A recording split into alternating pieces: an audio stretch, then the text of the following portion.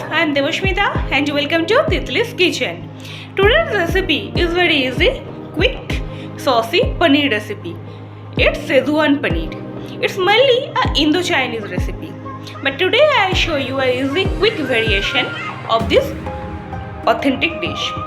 You can serve it as an appetizer or can serve with paratha or can side with noodles or fried rice. So, without any further delay, let's get started and check out the recipe.